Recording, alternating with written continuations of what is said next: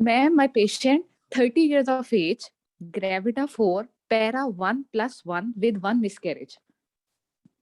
Okay, then how she is gravida 4? Ma'am, She is gravida 4, para 1+1. Ma'am उसका एक IUD था, history of one तो बेटा IUD वो वन अलाइव ईच। आईयूडी कितने वीक्स पे था? मैम उसका 7 मंथ पे। 7 month, completed 7 months according to patient's history. Yes ma'am, yes ma'am. Then would you count it in parity or in abortion? Ma'am ये parity में count होगा, so she will be gravida 4 para 2+1. ठीक है, और para 2 जब आप, और इसके साथ ही फिर आप कहोगे 1 alive मैम issue। वो जी मैम ठीक है, क्योंकि जो एक जो एबॉर्शन की जो हमने टाइम लिमिट जो हमने डिसाइड की होती है, लाइव इशू 1 आईयूडी के साथ इस तरह कर रही है। हाँ ठीक है, इसको इसी तरह से आपने करना है। ग्रेविडा 4 वो है, now she is pregnant and previously she had 2 Paris and 1 abortion. अब वो जो पैरा 2 है उसमें से एक लाइव है और एक आईयूडी था, जो आप उसकी फिर हिस्ट्री में बताओगे। चलें ठीक है, आगे चलें।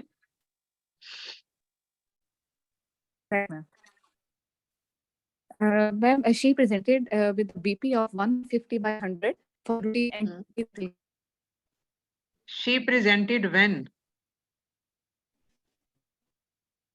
इसकी ड्यूरेशन ऑफ प्रेगनेंसी क्या है? LMPD? बेटा आपका कुछ नेट का मसला है, क्योंकि वो बीच में फिर गड़बड़ हो जाती है।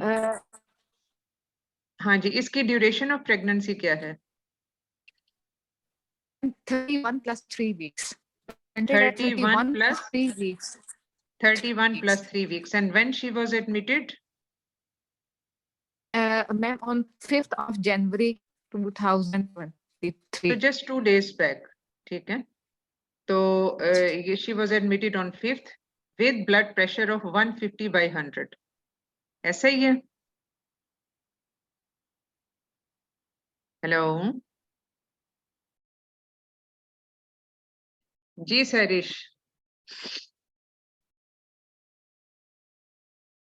मेरा ख्याल है सहरिश का तो ये नेट का मसला शायद रिजॉल्व ना हो सके, तो any other volunteer who can carry on with this history, volunteer, क्योंकि हमें मेन तो कुछ चीजें तो पता चल गई। अब इसमें बहुत सारी एम्बिग्विटीज हैं जो कि डेफिनेटली हिस्ट्री रिलेटेड चीजें जो हैं वो तो सहरिश को ही पता होंगी, but we can assume few things. तो आप उसमें उससे रिलेटेड जो क्वेश्चन है वो आप मुझसे पूछ सकते हो, हिस्ट्री रिलेटेड क्वेश्चन। तो suppose this much scenario has been given to you, तो इसमें आप नेक्स्ट आप इसको आगे लेके कैसे चलोगे? आपका जो क्वेश्चन है, जो इंस्ट्रक्शन फॉर कैंडिडेट है, सपोज इसमें इसी तरह से बताया हुआ है, gravida 4 para 2+1 and she has come for antenatal care at 31 plus 3 weeks and her blood pressure is found to be 150/100. She previously had an IUD at 7 months. ठीक है, and 1 alive issue. तो इसमें जो है वो आप अब इसको लेके आगे कैसे चलोगे? इसके बाद डेफिनेटली एक लीडिंग क्वेश्चन जो होता है वो ये होता है कि in the next 10 minutes you have to interact with the examiner. अब एग्जामिनर के साथ जब आप इंटरेक्ट करोगे, आप मुझे अगर एग्जामिनर इस वक्त समझ लो, तो उसमें definitely I have to ask few questions and you have to answer those questions. तो इसमें इस सिनेरियो के साथ कौन और है जो वॉलंटियर करेगा? अगर सहरिश ऑनलाइन नहीं है इस वक्त, तो उसमें से कोई भी है? जी मैं हूँ। अच्छा, आपके नेट का बेटा कुछ मसला चल रहा था, इस वजह से हमने फिर इसको थोड़ा सा अलहदा से चलाने की कोशिश की। ठीक है, तो अभी तक हमें जो आपके बताने के मुताबिक जो हिस्ट्री का है पता, वो ये है कि ग्रेविडा 4 है, पैरा 2 है, 1 अलाइव इशू है and 1 IUD। So she is para 2. You have to clear this thing. और क्योंकि जो IUD है, अब सपोज अगर इसका प्रीवियसली एक ट्विन होता और एक IUD होते और एक ट्विन जेस्टेशन होती और एक एबॉर्शन होती, तो फिर ये कितनी ग्रेविडा पैरा होती? ये कुछ चीजें जो आपकी क्लियर होनी जरूरी है। Gravida 3 para 2 with 1 miscarriage। नहीं, पहले एक ट्विन होता, एक IUD होती और एक एबॉर्शन होती, and now again she is pregnant. तो इसमें कितनी ग्रेविडा, कितनी पैरा, कितनी एबॉर्शन? एबॉर्शन तो चलो क्लियरली 1 ही है। लेकिन ग्रेविडा और पैरा क्या होती? Ma'am gravida 4 para 3 with 1 miscarriage हो जाता। मैम आपने कहा था कि एक ट्विन, एक अलाइव इशू और एक मिसकैरेज हो जाता। नहीं नहीं, एक ट्विन और एक आईयूडी, ठीक है मैम। जी एक मैम। ट्विन और एक आईयूडी और एक एबॉर्शन, और अब फिर ये प्रेग्नेंट है। So how ma'am many babies she had? Three ma'am 3 babies, out of which gravida 2 are 4 alive. Para 3 with 1 miscarriage. She will be then counted as gravida 4 para 3 plus 1. Yes ma'am. ठीक है, जो twin है वो भी आपकी parity में आ जाता है।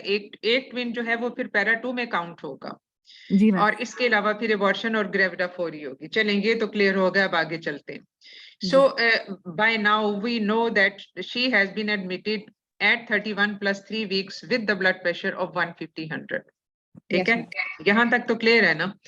अब इसमें जो इसकी हैं, जो अब इसमें जो बेसिकली रेलिवेंट इंफॉर्मेशन होती हैं, because in every question, in every talk station आपका जो रेलिवेंट हिस्ट्री, रेलिवेंट इंफॉर्मेशन जो है वो एक सेलिएंट क्वेश्चन होता है बेसिकली, कि जो हर हाल में हर क्वेश्चन का एक हिस्सा होता है। तो what do you mean by relevant information and how you will get it? Ma'am, first of all, I will, after introducing myself and taking the biodata of the patient, I will ask about the LMP for the accuracy नहीं, of the. इसमें relevant information से मुराद आपकी क्या है? हम पहले उसको define कर लें। Ma'am history, information is only by history. Ma'am history and examination and investigations. देखो, रेलिवेंट इंफॉर्मेशन जो है ना, जिसके बेस पे आपने आगे केस चलाना है, वो हिस्ट्री, एग्जामिनेशन, इन्वेस्टिगेशन सारी चीजों से है, रिलेटेड है। अब जैसे पिछली दफा जो एग्जाम में आपको एक लाइव पेशेंट भी आया था, उसमें रेलिवेंट हिस्ट्री वो स्पेसिफाई कर दिया गया था कि रेलिवेंट इंफॉर्मेशन से रिलेटेड जो history, relevant history and relevant examination.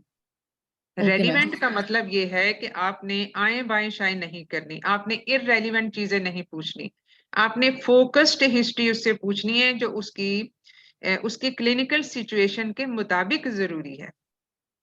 तो इसलिए जो है वो रेलिवेंट इंफॉर्मेशन से मुराद हिस्ट्री, एग्जामिनेशन और इन्वेस्टिगेशन से हासिल शुदा इंफॉर्मेशन है।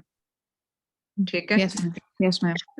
चलें, आप अब इसके रेलिवेंट हिस्ट्री के पॉइंट्स बताइए हमें। Ma'am I will ask about जो हिस्ट्री आपने पूछनी है और उससे रिलेटेड जो इंफॉर्मेशन आपको एक्चुअल पेशेंट से मिली, वो सब आप बताओगे हमें। जी मैम। जी, रेलिवेंट हिस्ट्री पे क्या चीजें थी? Ma'am I will ask about her the last menstrual period, that was the 27th of May 2020. If you say, अब देखें, रेलिवेंट हिस्ट्री से मतलब ये है कि अब इसमें जो है पेशेंट डेफिनेटली ये हाइपरटेंसिव है, और इसमें डीओपी आपने हमें एग्जैक्टली कैलकुलेट करके बता दिया कि 31 + 3 है। ठीक है, तो इसका मतलब है कि already LMP and EDD is known to you, लेकिन एलएमपी में कहीं मिस्टेकन डेट्स वाली बात तो नहीं है, तो उसको सिर्फ थोड़ा सा रिकन्फर्म करना होता है। वरना जो है वो इसमें जो है आप इसमें दोबारा से उसको बताते नहीं हो, क्योंकि अगर आपने डीओपी इतना बता दिया, it means it is confirmed. सिर्फ ये होता है कि उसमें कंफर्म्ड का मतलब ये है कि patient is sure of her dates, और उससे पहले उसको कोई साइकिल इरेगुलरिटी नहीं थी। तो रेलिवेंट इंफॉर्मेशन में फिर आप इंफॉर्मेशन रिपीट नहीं करते हो which has been confirmed so far. Ma'am sorry, वो आपने कहा था ना कि मैं साथ साथ एक्चुअल पेशेंट का बताऊं, तो मैंने इसलिए बता दिया, मैं कि शायद बताना है। नहीं नहीं, मेरा मतलब ये है कि पेशेंट का डीओपी तो हमें पता है, अब रेलिवेंट इंफॉर्मेशन से रिलेटेड उसकी पास्ट हिस्ट्री भी होगी, उसकी प्रेजेंट हिस्ट्री भी होगी, वो आप हमें साथ साथ बताते जाओगे कि इस पेशेंट में हाइपरटेंशन पहले हुई या ना हुई, सिम्टम, साइन सिम्टम, मतलब इस तरह की चीजें जो हैं वो क्या क्या थी, यानी एक ये चीज है और मरीज में क्या है। ठीक है, ठीक है, ठीक है ma'am. First of all I will take the history and I will ask about the last menstrual period to check the accuracy of the gestational age. Then I will ask about any history of fever, flu, rash in the first few months of the pregnancy. Then I will ask about her ultrasound was done at the 12 weeks of gestation or not. And any ultrasound was done at the 5th month of gestation or not, if the patient knows. What about dating and anomaly scan? इसको simplify करो, minimum words use करो, ठीक है? Dating and anomaly scan, बस इतना काफी है. ठीक है ma'am, I will ask about. और इसको whether was done या नहीं, I will inquire about dating and anomaly scan. उसमें जो आपने confirm, I will reconfirm the gestational age. लेकिन वो अगर पहले से हो तो वो थोड़ा सा क्वेश्चनेबल हो जाता है कि दोबारा पूछना है या नहीं पूछना. In my opinion it should not be repeated, क्योंकि जो इन्फॉर्मेशन आपको दे दी हुई है इट मीन्स वो कंफर्म इन्फॉर्मेशन है. और सिर्फ उसमें ये होता है कि आपको एलएमपी, पेशेंट को एलएमपी की तो श्योरिटी है, उस एलएमपी के हिसाब से आपने ये निकाला, लेकिन उसमें कहीं साइकिल इरेगुलरिटी तो नहीं थी जो उसकी थोड़ी सी जेस्टेशन कैलकुलेशन में मसला करे बाद में. तो क्योंकि हाइपरटेंशन एक ऐसी चीज है जो जाहिर है ग्रोथ रिस्ट्रिक्शन कर सकती है, तो उस ग्रोथ रिस्ट्रिक्शन में फंडल हाइट जो कम आएगी, क्या उसमें मिस्टेकन डेट्स वाला फैक्टर शामिल है या नहीं है. सो उसकी जो एप्लीकेबिलिटी है वो इस हद तक होगी. Right ma'am. हाँ जी बताइए. Ma'am, I will ask about her the dating scan, anomaly scan, any history of perivaginal bleeding, perivaginal leaking, and any history of the raised blood pressure, if she have any antenatal visit on her blood pressure was checked or not, and any blood test or urine test done before or not, and she was told about having the normal report of that or not. Then I will ask about her the last scan. Then I will ask about the fetal movement. Either she is perceiving normal fetal movements or not. अच्छा, और then I will ask about her any medication she is using or for the raised blood pressure or not. And then then I will inquire about her the last previous pregnancies. I will inquire about नहीं, आपने इसमें sign symptoms का पूछा patient से. क्योंकि देखो जो sign symptoms हैं वो बहुत जरूरी होते हैं, क्योंकि बाद दफा पेशेंट को sign symptoms even control blood pressure पे भी आ सकते हैं, या पेशेंट को पहली जो अवेयरनेस है about the raised blood pressure वो साइन सिम्टम से ही हो सकती है. Yes ma'am. और उसके बाद उसको कब से ये साइन सिम्टम्स होने शुरू हुए, और if she is a regular antenatal patient तो उसमें उसको कब से हुआ, उसके लिए ट्रीटमेंट कब से शुरू हुई, रेगुलरली ले रही है या नहीं ले रही, और मेडिसिन लेने के साथ उसके सिम्टम्स अगर हैं तो वो रिजॉल्व हुए या ना हुए, या उसका बीपी कंट्रोल हुआ या ना हुआ. राइट. ये सारी चीजें हैं जो उसकी जानना जरूरी होगी. ठीक है. और Ma'am, about the symptoms, I will ask about her the headache, nausea, headache, vomiting, epigastric pain, any blurring of vein, any facial or pedal puffiness or edema. She is developing or not. Whether she is told about, she knows about her raised blood pressure previously or not, or she is using any medication or not, or compliant to that medication or not. ठीक है. Then और Then I will ma'am ask about ma'am focused में तो फिर इतना ही पूछ के फिर हम बैक पे जाएंगे. देखो वही बात है ना, ये एक बड़ी चैलेंजिंग चीज होती है कि एक टाइम बाउंड हिस्ट्री है. टाइम बाउंड ना सिर्फ हिस्ट्री है, बल्कि आपने ना सिर्फ ये कि हिस्ट्री और एग्जामिनेशन के पॉइंट बताने हैं, बल्कि आपने डिस्कशन भी करनी है जस्ट इन 10 मिनट्स. तो इसमें प्रैक्टिस की ही जरूरत होती है कि आपने इसमें जो है वो ये सारा कुछ पास्ट एंड प्रेजेंट हिस्ट्री दोनों इसमें इंपॉर्टेंट होगी, because previously she had one IUD, one alive है और वन आईयूडी है, तो आपको तो पास्ट ऑब्स्टेट्रिक हिस्ट्री भी पूछनी है. ठीक है. तो उसमें बेसिकली ये होगा कि I will inquire about the first and second trimester signs symptoms, level of the hypertension, whether she started medicine or not, and whether she is compliant with that or not, and what was the effect of using those medicine. ठीक है. ये सारा कुछ पूछ के फिर उसके बाद जो है वो आपने ये सारी चीजें पूछनी, and when the treatment was started and when did she started to have raised blood pressure. फिर उसके बाद आपने now currently what about the fetal movements and what are the her symptoms now at the presentation, at the time of admission, or since admission what she has been receiving so far as treatment. फिर उसके बाद in the past obstetric history mode of delivery है, या उसका interval, pregnancy interval कितना था, या IUD जो 7 मंथ्स पे हुई उसमें क्या प्रॉब्लम हुआ था, whether she was having hypertension in the last pregnancies और नॉट। ठीक है, ये हाइपरटेंशन उसको लास्ट प्रेगनेंसी में हुई या ना हुई, ये सारी चीजें होंगी। और उसके बाद उसमें ट्रीटमेंट हुई या ना हुई, और ये सारा कुछ है जो कि आपने उससे ये पूछना है। Because sometimes you have to identify the risk factors for the hypertension.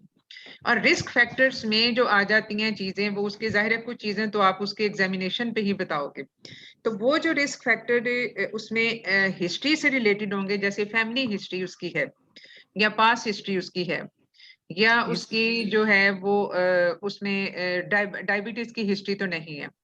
तो ये सारी चीजें हैं जो कि उसमें सारा उसके पूछना होगा। देन इसमें फैमिली और पास्ट ऑफ स्टैटिक हिस्ट्री, ये सारी चीजें आ जाएंगी। फिर then you move on to the examination details. अब एग्जामिनेशन डिटेल का मतलब ये है कि उसमें आपने अब एग्जामिनेशन में सिर्फ आप पॉइंट करके बता दो कि इसमें अपने एग्जामिनेशन में क्या क्या चीजें देखनी है। Ma'am, on examination, I will look for the height-weight ratio, blood pressure, height-weight ratio. ठीक है, blood pressure already given. Then I will look for the general physical examination for pallor and any edema. Thyroid and chest examination. And on abdominal examination, I will look for the thyroid, chest, CVS, cardiovascular system. Ma'am, chest, ma'am, also separately बोलना chest. I will look for the thyroid, respiratory and cardiovascular system examination.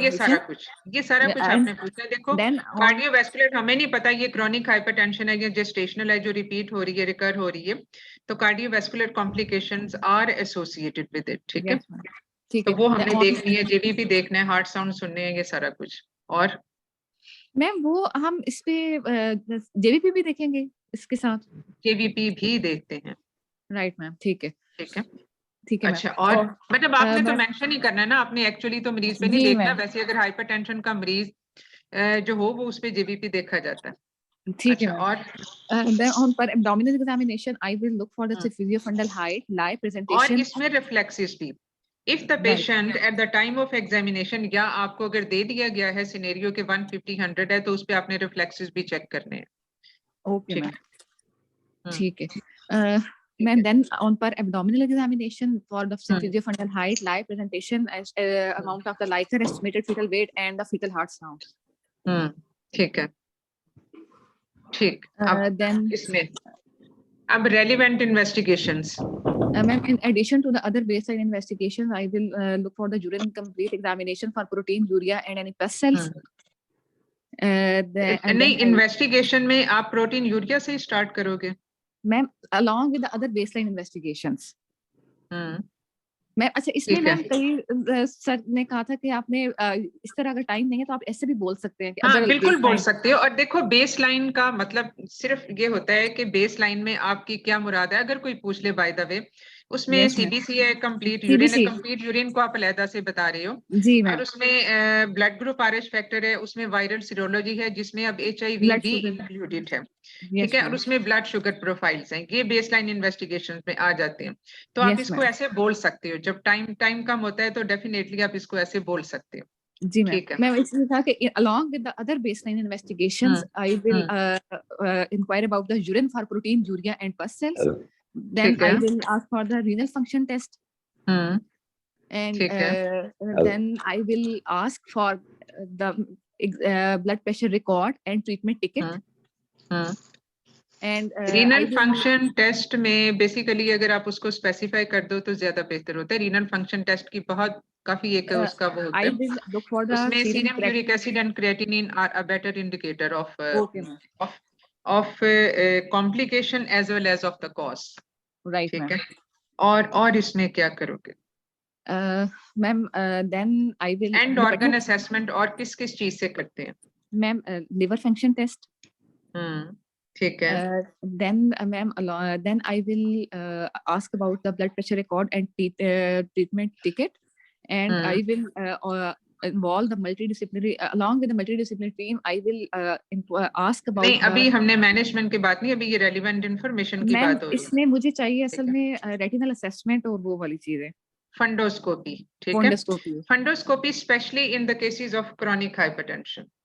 ठीक है। जो gestational hypertension है उसमें अमूमन unless के बहुत swear hypertension हो या जैसे प्री एक्लेम्शिया वाली चीजें हैं, तो वहां पे फंडोस्कोपी का एक रोल बन जाता है, क्योंकि एज यू ऑल नो कि रेटिनल चेंजेस इसमें आती हैं और बाद दफा पार्शियल ब्लाइंडनेस भी एक पेशेंट एक्लेम्शिया या स्वेयर प्री एक्लेम्शिया वाले पेशेंट्स में हो सकती है। तो वहां पे फिर आपने जो है वो फंडोस्कोपी करवानी होती है, रेटिनल असेसमेंट आपने करवानी होती है।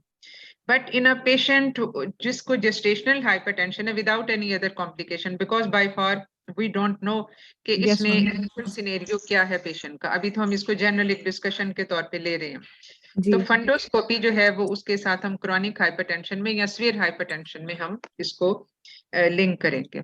मैम अगर जैसे ये पेशेंट आया है, हमें आइडिया ही नहीं है कि ये पीआईएच है या हाइपरटेंशन है, फिर उसमें हम मेंशन करेंगे पेशेंट की देखो, जब हम हिस्ट्री के बाद हम मूव करते हैं टू द इन्वेस्टिगेशन, हिस्ट्री लेने के बाद तो हमें उस वक्त तक पता चल चुका होता है कि ये पेशेंट क्रॉनिक हाइपरटेंशन का था या जेस्टेशनल हाइपरटेंशन का था, सिवियर है या उसको सिम्टम्स हैं या नहीं है। सिम्टोमेटिक है तो उसको जरूर करो। जैसे फोटोफोबिया है, ब्लरिंग ऑफ विजन जो होती है वो डेफिनेटली जो पार्शियल वेजोस्पैज्म, रेटिनल आर्टरी वेजोस्पैज्म है उसकी वजह से हो रहा होता है, वहां पे आप करवा दो। ठीक है, तो ये तो इन्वेस्टिगेशन की बारी तो बाद में आती है। और इन्वेस्टिगेशन में क्या आएगा? Do you think fetal assessment should be included in the investigations? Yes, ma'am. Ma'am, then I will ask about the ask from for the scan, recent scan, either has been done or not, and then I will ask about the Doppler uterine artery Doppler scan. ठीक है। Uterine artery Doppler scan नहीं, बस uterine artery Doppler flow वाली Doppler flow studies है। ठीक है, लेकिन uterine artery Doppler flow इस वक्त ये पेशेंट 31+3 पे है। चलो इसको हम आगे चल के डिस्कस करते हैं, अभी पहले आप कंप्लीट कर लो। तो इसमें आपका इन्वेस्टिगेशंस कंप्लीट है? Yes ma'am. ओके, इसमें कोई और जो हमारे बाकी ऑडियंस हैं would they like to add anything in this scenario, या बाकी जो इन्होंने बताया है सहरिश ने?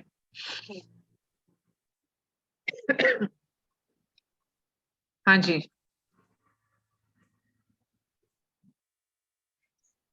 मैम, इसमें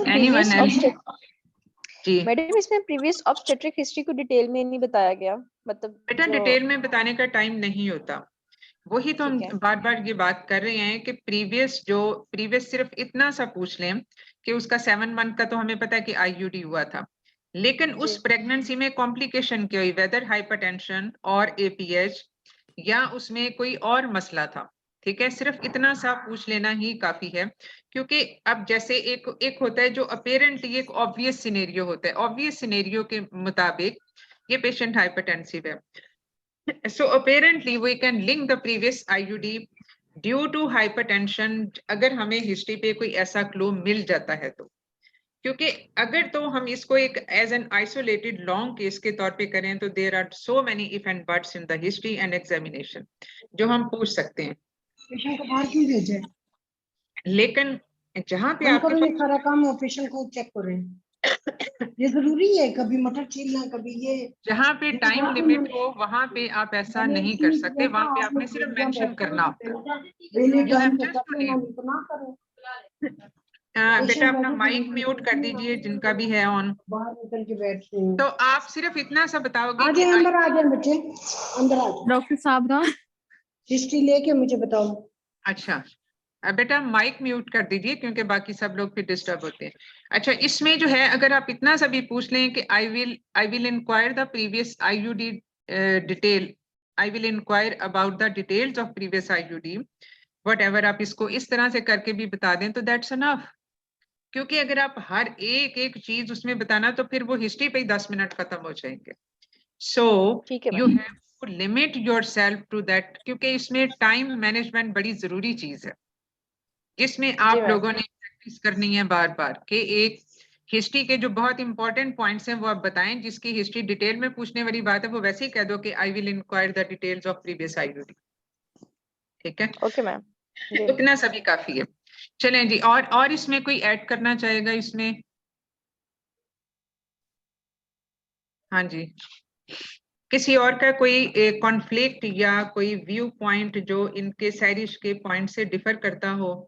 मैम या इधर ना सारे मैम चैट बॉक्स में कह रहे हैं कि हमने डेटिंग स्कैन और अनोमली स्कैन है, लेकिन मैम वो तो फिर हम मांगेंगे ना, जब हम मैनेजमेंट कर रहे हैं तब हम आपने मांगेंगे। सिर्फ देखो, हाँ, इन्वेस्टिगेशन में तो आपने अभी जब वाली ये तरह बात की, सारी इवैल्यूएशन की, आपने हिस्ट्री पे भी पूछ लिया, तो आप इन्वेस्टिगेशन में dating anomaly scan and the current scan, yes ma'am. जो बिल्कुल रिसेंट फ्रेश स्कैन है, आपने के बारे में पूछना है। यू हैव टू जी show your concern about the growth scan के उसमें क्या है इसका सारा, यस मैम। ठीक है। वो आप मांगोगे अवेलेबल हैं या नहीं है, या वो बताते हैं या नहीं बताते, वो एक दूसरी चीज है, ठीक है। ठीक है मैम। चलें जी, हम आगे अब चलते हैं। अब इसमें सो फार अब हमें जो सहरिश ये बताएंगी कि इस पेशेंट में अब हमने अब थोड़ा सा हम उससे टाइम बाउंड उस हिसाब से नहीं जा रहे, तो जी इसको मैम। डिटेल में पूरा एज इट इज डिस्कस कर रहे हैं साथ के साथ, जी क्योंकि जब हम बिल्कुल एंड पे करते हैं तो बहुत सारी चीजें स्किप हो जाती हैं, वो फिर जी उसमें ज़हन में नहीं रहता कि कौन सी चीज गलत थी या कौन सी चीज सही थी। अब इसमें जो यहाँ तक इन्होंने हमें बताया कि मैं ये पूछूंगी या ये देखूंगी या ये टेस्ट करवाऊंगी, उसमें अल्टीमेटली रिजल्ट्स क्या थे ये हमें सहरिश बताएंगी। What type of hypertension she was having, this patient? Ma'am she was having pregnancy induced hypertension. Okay. So was she on treatment already no before ma'am, her? She was prescribed on the treatment but she was non compliant with the medication. Okay. And so she was not compliant and she was not on regular treatments. Yes ma'am. इसके अलावा इसके जो previous history थी, जो खास तौर पे IUD थे, what you explored in the previous history, what was the reason for that? Did she have ma'am hypertension in the previous pregnancies as well? Ma'am according to the history she was having the pregnancy induced hypertension. In all pregnancies? Yes ma'am. And what was the mode of delivery of previous pregnancy? Ma'am vaginal delivery. Okay. तो आप जो है इसका examination पे हमें थोड़ा सा इसकी बता दीजिए कि examination, positive findings on examination. Ma'am on examination her on per abdominal examination, her symphysiofundal her other investigation examination except blood pressure was normal, and on per BP abdominal was examination, normal at the time of examination? Ma'am that is 150/100 ना, वो तो normal नहीं है। अच्छा, वही आपने normal ही कहा है ना, नहीं, इसलिए मैंने मैं कहा पूछ रही except हूँ। for the blood pressure, except for the अच्छा, blood pressure, ठीक है, ठीक है, ठीक है, except ठीक है, okay. other was normal. On per हाँ abdominal examination, हाँ। her symphysiofundal height was 26 centimeter. Hmm With the longitudinal lie and cephalic presentation, and a liquor was seems to be reduced, markedly reduced, and fetal heart okay sound was positive. Okay. तो ये थी positive findings इसकी Yes, sorry. ma'am. बाकी chest auscultation पे, Yes, cardiovascular, everything was normal, there was no yes, edema, ma'am. and Yes, there ma'am. were no symptoms on the history. No, ma'am. History पे कोई ऐसे symptoms नहीं थे। No, ma'am. So what other investigations you would go for now in view of her examination findings? Ma'am, in this I What do you will, think is the problem with her? ma'am, the patient is having the pregnancy-induced hypertension leading to the severe Gestational IUGR. hypertension is a better terminology. ठीक है, Gestational hypertension with IUGR. with IUGR. ठीक है। तो how you will confirm it and what other evaluation you will go for? Ma'am, I want. Gestational hypertension I agree with, but you have said that symphysiofundal height is almost 5 weeks lagging behind the natural duration of pregnancy. Yes, So ma'am. according to you, it's a case of IUGR. Ma'am, तो seems इसमें हाँ जी, ma'am, seems to it can be oligohydramnios. I will inquire further for the investigation. हाँ जी, बताइए। Ma'am, I want a recent scan for the fetal biometry and amount of liquor. And I will look for the SD ratio. And SD ratio of what? As umbilical artery flow. And Okay. I will scan for and I will check for the end diastolic flow. और Ma'am, और ma'am इसकी findings पे आगे फिर continue नहीं करूंगी मैं कि इसकी फाइंडिंग्स हाँ जो बिल्कुल, अब आप इसके आप देखें, ये सिनेरियो आपके पास आ गया, आपको जब पेशेंट, अब ये जो सारी चीजें जो आप हमें अभी बता रहे हो ना, ये आपका एग्जामिनर आपको बता रहा होगा। जी मैम। ठीक है, क्योंकि आपने तो पेशेंट्स, ये आपने एग्जामिनर को ये बताया कि रेलिवेंट हिस्ट्री में मैंने ये पॉइंट पूछने हैं जो जरूरी हैं इसके पूछने। एग्जामिनर आपको बताएगा कि ठीक है, इसको प्रीवियस प्रेगनेंसीज में हाइपरटेंशन थी, आईयूडी 7 मंथ्स पे हो गई, अब ये इसको जेस्टेशन है, ये इसको अब ये हाइपरटेंशन जो है 20 वीक्स के बाद हुई, तो जेस्टेशनल हाइपरटेंशन है, she was receiving treatment but of and on, ये भी आपको एग्जामिनर ने बताएगा कि ये सारी चीजें हैं। So on that base, you basically draw a conclusion on which you have to base your plan of management. कि ये मरीज ये अब इस सिनेरियो के साथ है, तो इसकी मैंने मैनेजमेंट कैसे लेके चलनी है। और मैनेजमेंट से पहले चूंकि आपको ये IUGR को आइडेंटिफाई आपने कर लिया on the obstetric examination, so you had diagnosed that this is a case of IUGR along with hypertension. अब IUGR जो है उसकी फर्दर एवेल्युएशन क्या होती है, because according to you on clinical examination liquor is markedly reduced. तो इसके बाकी हमने क्या करनी है, just to know the fetal status and fetal surveillance से related, because you are much concerned about the fetal surveillance as well. So इसमें अब जो आपका जो है वो सारी ये चीजें जो आप हमें बता रहे हो, इनकी फाइंडिंग्स आपको एग्जामिनर बताएगा कि अच्छा अल्ट्रासाउंड पे अब इसकी एसटी रेशो इतनी है, उसका जो एंडास्ट्रोलिक फ्लो है वो इतना है, या उसकी जो बायोमेट्री है वो इतनी है, या जो भी इंफॉर्मेशन आपको चाहिए होगी वो आपका एग्जामिनर आपको बताएगा। तो इसकी ये वो सारी चीजें हैं जो आप हमें बता रहे हो, जो बेसिकली एग्जामिनर के बताने वाली होती हैं। तो इसमें जो अब आपका एग्जाम जो इसकी अल्ट्रासाउंड की रिपोर्ट थी, उस पे फाइनली आपने क्या कंक्लूड किया? Ma'am, patient is having the parameters of 27 weeks. Okay. Biometry of 27 weeks. ठीक है. And amniotic fluid index was 2 centimeter. Okay. And ma'am, end diastolic flow was absent. Absent. Yes, ma'am. अब इस report के बाद आप क्या करोगे? अब हम अभी बाईपास कर रहे हैं बाकी सारी जो PIH प्रोफाइल है, यानी जो आपने मुझे बताया था प्रोटीन यूरिया, RFTs, LFTs है, फंडोस्कोपी की तो चलो इसमें इतनी वो जरूरत नहीं, एसिम्प्टोमेटिक है और BP उसका बहुत सीवियर हाइपरटेंशन नहीं है, तो बाकी हम सिर्फ अल्ट्रासाउंड को लेके चल रहे हैं। लेकिन आप वैसे कह सकते हो, सपोज आपका एग्जामिनर कहता है कि बाकी सब चीजें नॉर्मल है, प्रोटीन यूरिया भी एब्सेंट है, वैसे इसमें क्या था, प्रोटीन यूरिया था कि नहीं था? Ma'am protein urea 1+। ओके, चलो हम 1+ को ही लेके चलते हैं, RFTs LFTs वैसे ठीक है, ठीक है। तो 1+ प्रोटीन यूरिया है और इसकी अल्ट्रासाउंड पे ये आ गया, पेशेंट जो है वो उसका 150-100 ब्लड प्रेशर है अभी, और ये सारी चीजें हैं। So what are the current issues in this patient now? सबसे पहले तो आपने इसके इश्यूज आइडेंटिफाई करने हैं, यानी इश्यूज का मुराद है रिस्क फैक्टर्स। तो इसके इश्यूज क्या हैं? Ma'am gestational hypertension. Okay, gestational hypertension, oligohydramnios, वो तो that will be part of the severe risk factors, ठीक है, severe IUGR, bad obstetric history, ठीक है, bad obstetric history and proteinuria, ठीक है। प्रोटीन यूरिया जब आ जाता है तो वो फिर जेस्टेशनल हाइपरटेंशन से हटके प्री एक्लेम्शिया में चला जाता है, पेशेंट उस कैटेगरी में चला जाता है, क्योंकि इसमें प्रोटीन यूरिया 1+ है, इवन दैट इज सिग्निफिकेंट, तो 6% में ये फॉल्स पॉजिटिव भी होता है।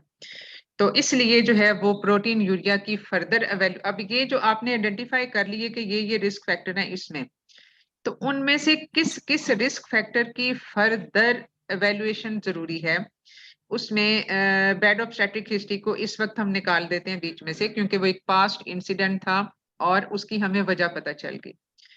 प्रोटीन यूरिया है जो कि जिससे लेबल हो गया जेस्टेशनल हाइपरटेंशन को हमने उस प्री एक्लेम्शिया वाली कैटेगरी में हमने डाल दिया, वन थिंग। फिर उसके बाद है स्वेयर IUGR है, तो अब इसको कैसे आप मैनेज करोगे?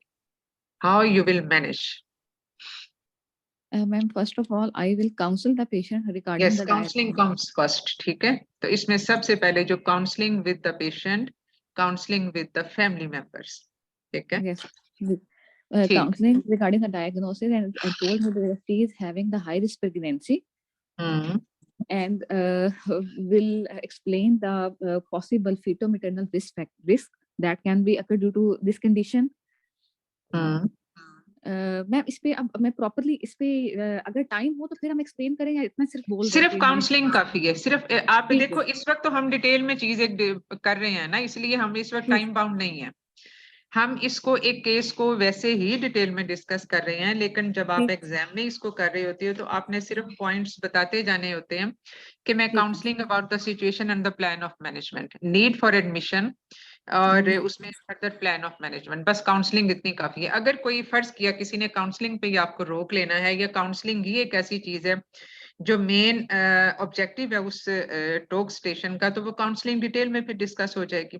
अदरवाइज जनरली अमूमन पूरे का पूरा case as a such discuss ही होता है। तो इसलिए जो है वो आप इसमें काउंसलिंग में सिर्फ ये बता दो कि counselling of the patient and her family members about the situation of the patient, और उसमें need for admission and the next management plan and for the feto-maternal monitoring. ठीक है, ये सारा कुछ। अब जो फीटो-मैटरनल मॉनिटरिंग है उसमें what is aimed by fetomaternal monitoring in this patient who is hypertensive, rather pre-eclampsia, and who at 31 plus 3 weeks पे भी her fetus is severely growth restricted. Ma'am, after admission, I will give the fetal kick count chart to the patient. I will check the blood pressure. But don't forget that the absent liquor is almost end diastolic flow is absent. Yes, ma'am. And AFI is 2 centimeter. Yes, ma'am. ठीक है, इस चीज को आपने जहन में रखना है कि इसको आप कितना अरसा चला सकते हो और कैसे चला सकते हो, या इसमें और कुछ हमें करने की जरूरत है? जी ma'am, ma'am I will check the blood pressure record 4 hourly. Then CTG monitoring twice a day. Then along with that I will give her the CTG काफी पैरामीटर होगा इसमें जिसमें एंड डायस्टोलिक फ्लो एब्सेंट है। Ma'am ये वो अभी आगे मैं और बता रही।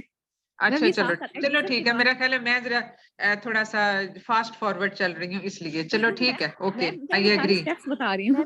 अच्छा चलो ठीक है I agree.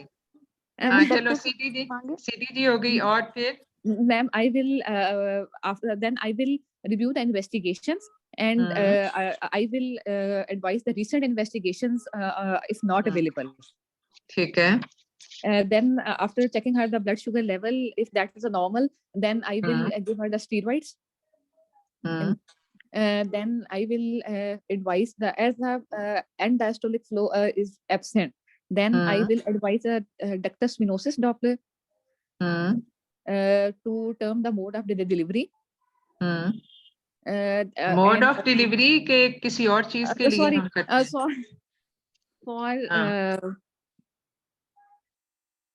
Ma'am ductus venosus आप क्यों करते हो? मैम वैसे तो गाइडलाइन में लिखा हुआ है कि हम जब वो डिपेंड करते हैं कि उसके मतलब मोड ऑफ डिलीवरी हम प्री टर्म के अंदर हमने चेक कर दिया, तो डक्टस विनोसिस डॉपलर के ऊपर हम क्यों, मैं उसका लॉजिक पूछ रही हूँ ना।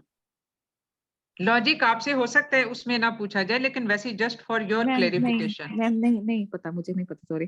देखो डक्टस विनोसिस बेसिकली जो कार्डियोवैस्कुलर एडेप्टेशंस हैं ऑफ ग्रोथ रिस्ट्रिक्टेड फीटस, ये उसको इंडिकेट करता है। जैसे मिडिल सेरिब्रल आर्टरी फ्लो जो है वो एक ब्रेन की जो ब्रेन स्पेयरिंग इफेक्ट होता है उसको इंडिकेट करता है। तो डक्टस विनोसिस जो है वो cardiovascular adaptations to fetal hypoxia उसको इंडिकेट कर रहा होता है। Right ma'am. तो इसलिए जो है जब कार्डियोवैस्कुलर एडेप्टेशन वाली बात आती है, जब compensatory mechanisms come into action, तो इसका मतलब है कि now there should be an urgency to deliver that baby. ठीक है, और उसमें दूसरी चीज ये है कि अब AFI लेस देन 2 सेंटीमीटर, ये भी एक मार्कर है ऑफ क्रॉनिक फीटल हाइपोक्सिया। ठीक है, under effect of that hypertension. आप इस केस को अर्ली ऑनसेट ग्रोथ रिस्ट्रिक्शन कहोगे या लेट ऑनसेट ग्रोथ रिस्ट्रिक्शन कहोगे? Ma'am early onset. Early onset, ठीक है, अर्ली ऑनसेट कहोगे, और अर्ली ऑनसेट के साथ रिलेटेड पेरीनेटल मॉर्बिडिटी ज्यादा होती है, क्योंकि इसमें बेसिकली जो मैकेनिज्म्स होता है अर्ली ऑनसेट, उसका पुअर प्लेसेंटेशन होती है।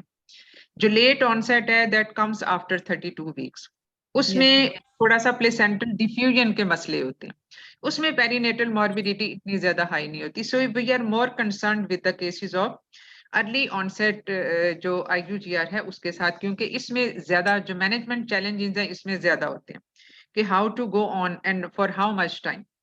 और इसमें जो है बेसिकली अब आपने इसको डक्टस विनोसिस के साथ देखना है। डक्टस विनोसिस के साथ जब आप इसको करते हैं, प्रोवाइडेड डक्टस विनोसिस डॉपलर जो है वो दैट इज ओके, तो उसमें उसके साथ फिर आप इसको फिर डेली डॉपलर के साथ आप आगे लेके चल सकते हो, डेली डॉपलर के साथ। But what should be the cut off point in this case? What should be the cutoff point in this case when she is at 31 plus 3 weeks? Ma'am, 32 weeks. My cutoff point is 32 तो है, लेकिन मैं Doppler flow की बात कर रही हूँ। Either ductus venosus flow is compromised या reversed and diastolic flow होना शुरू हो जाए तो then ma'am immediate delivery. हाँ, फिर immediate delivery है। अदरवाइज जो एब्सेंट के साथ है वो हम डक्टस विनोसिस के साथ चल सकते हैं। जी मैम। दूसरी तरफ एक सवाल ये भी होता है कि AFI का जस्ट 2 सेंटीमीटर है, उसका क्या करोगे? मैम उसी का मैम यही कहना चाह रही हूँ कि close monitoring for the we will wait for the steroid cover, we will look for the close fetal monitoring for the steroid cover if that till that if the fetal heart sounds are normal and baby is having the normal Doppler scan, if because we are giving the daily Doppler scan, then we can wait for the 48 to 72 hours and deliver the baby after that. लेकिन इसमें previous to, चलो वो तो खैर mode of delivery से related है, वो हम बाद में बात करते हैं। तो इसमें आपके ख्याल में कुछ और कराने की जरूरत है in addition to this? Any additional जो है वो कोई लेबोरेटरी टेस्ट या कुछ और करवाने की जरूरत है इसमें, और विल दिस बी एनफ?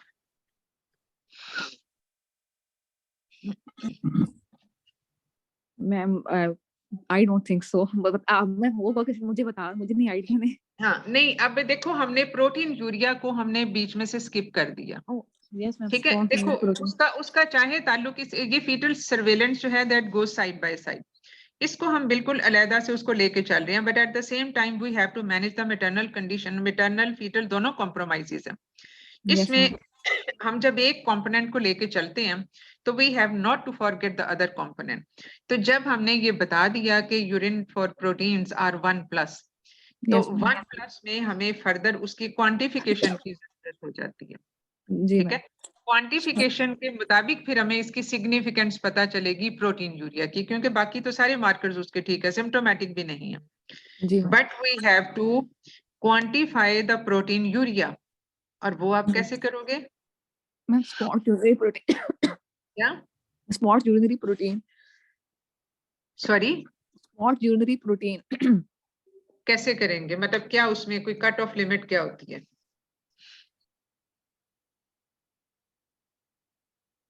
हाँ जी,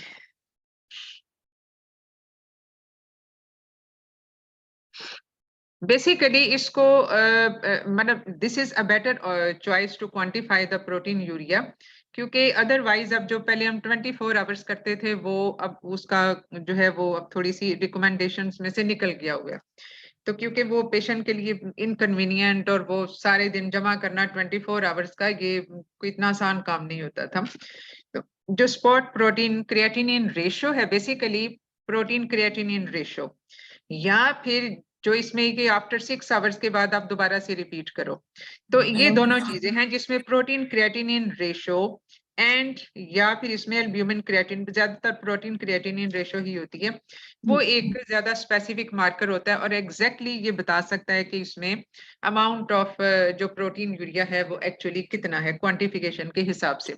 तो वहां से हमें थोड़ी सी सेवेरिटी ऑफ सिचुएशन का भी अंदाजा होता है, बिकॉज प्री एक्लैम्सिया को हमने ट्रीट कंजर्वेटिवली करना है, बट क्योंकि वो तो मैटरनल कॉम्प्लिकेशन से उसके करने के लिए, और कंट्रोल ऑफ हाइपरटेंशन, वो मेडिसिन कौन सी ले रही है कौन सी नहीं ले रही, ये एक अलग सेगमेंट ऑफ डिस्कशन का। लेकिन डिटेल में आप नहीं उसमें बताते हो।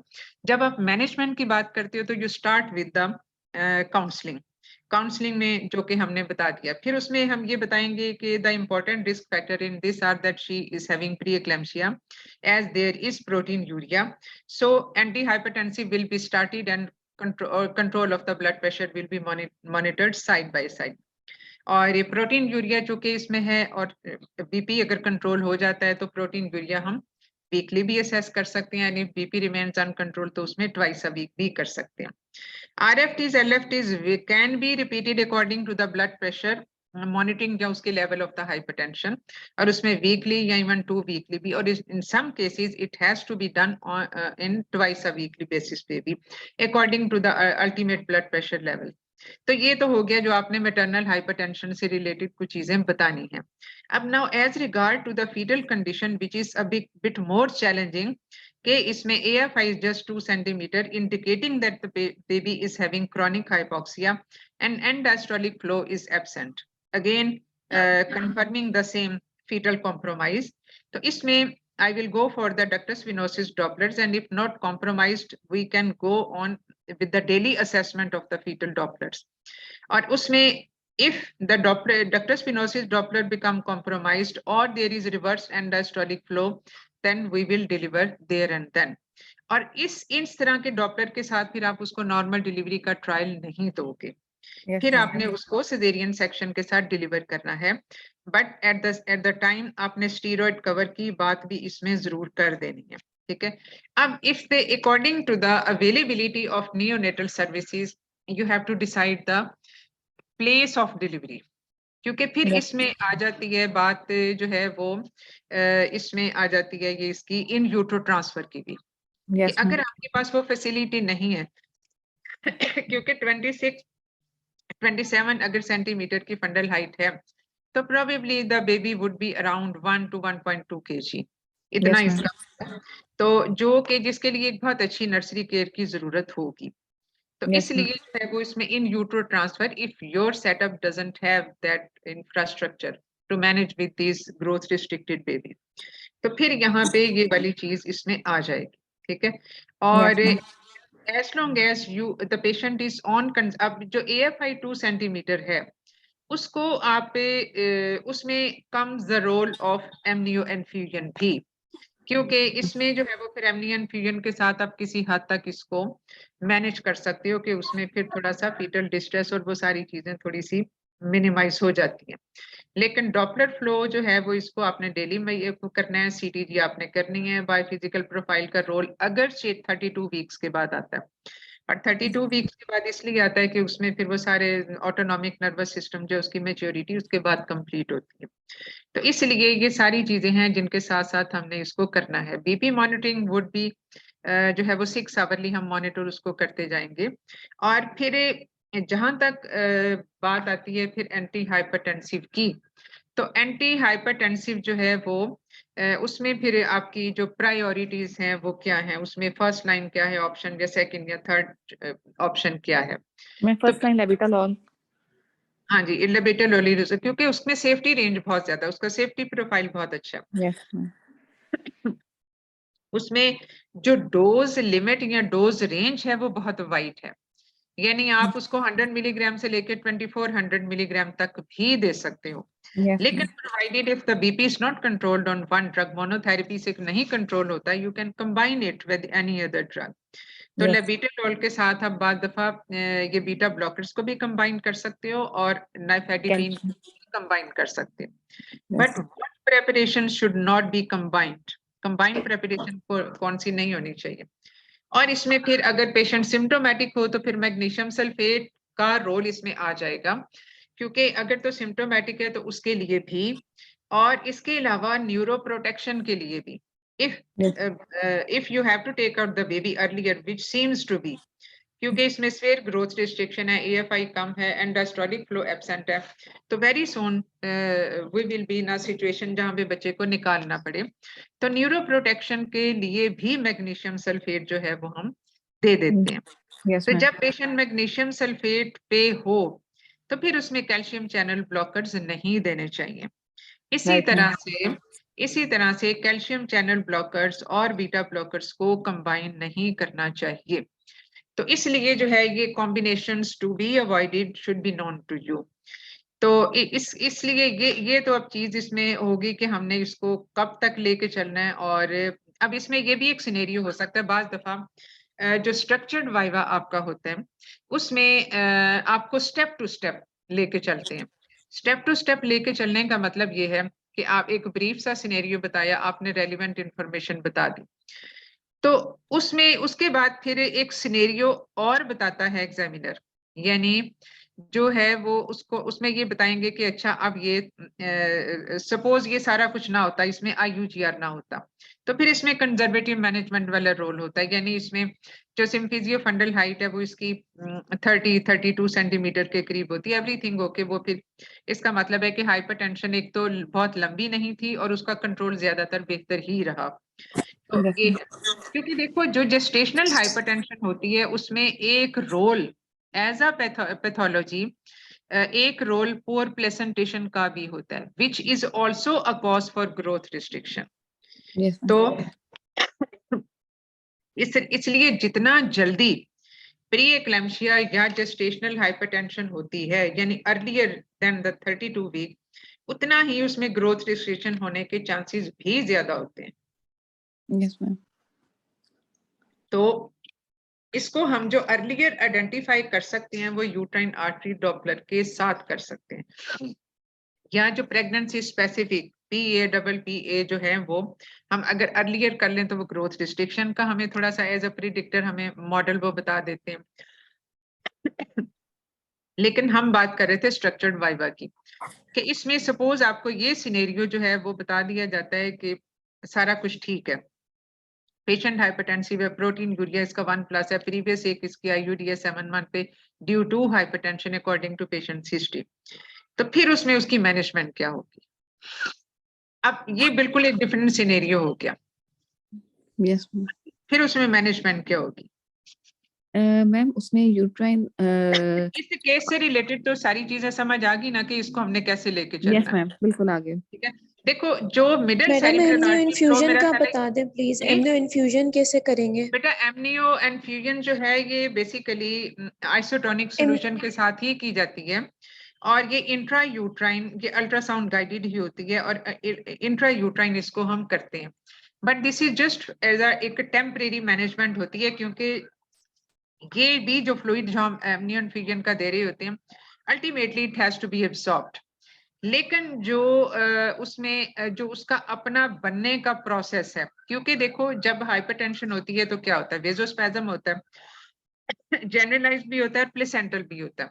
अगर जो प्लेसेंटल में लो रेजिस्टेंस वेसल होती हैं जो कि सिस्टेमिक वेजोकंस्ट्रिक्टर को रिस्पॉन्ड नहीं करती, लेकिन अर्ली ऑनसेट IUGR और hypertension, gestational hypertension after 20 week, इन दोनों के पीछे पैथोलॉजी पुअर प्लेसेंटेशन की है, यानी वो लो रेजिस्टेंस वेसल में कन्वर्ट नहीं हुई, यानी उनके अंदर जो एक मसल सेल्स हैं, स्मूथ मसल सेल्स हैं वेसल्स के, वो उनके अंदर मौजूद हैं, which will be responses to the systemic vasopressors।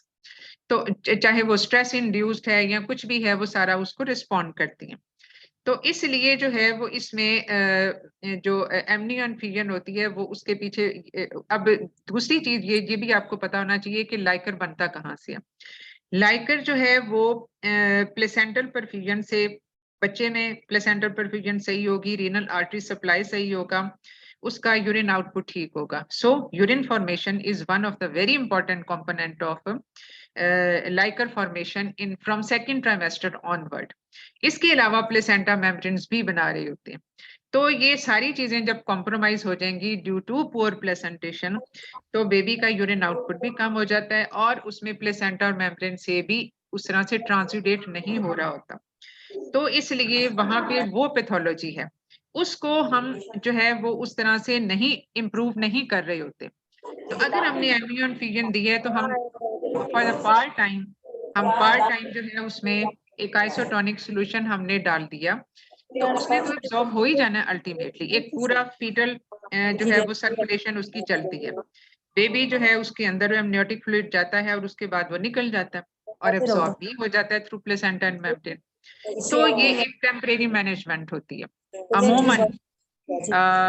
ये किसी का माइक फिर जो है ना म्यूट होने वाला है, तो इसलिए ये जो है ये एमनियन फिगन वाली चीज it is one of the options, लेकिन इसमें ये बहुत ज्यादा लंबा अरसा काम नहीं करती। ज्यादातर इसका रोल आता है जहां पे हमने अगर फर्ज किया इस पेशेंट को डिलीवर करना है एंड कोई डॉक्टर फ्लो में मसला नहीं है लेकिन लाइकर बहुत कम है, तो ड्यूरिंग प्रोसेस ऑफ लेबर उसको फीटल डिस्ट्रेस से बचाने के लिए या मेकोनियम एस्पिरेशन वो से बचाने के लिए हम इसमें एमनियन फिगन वाली बात कर लेते हैं।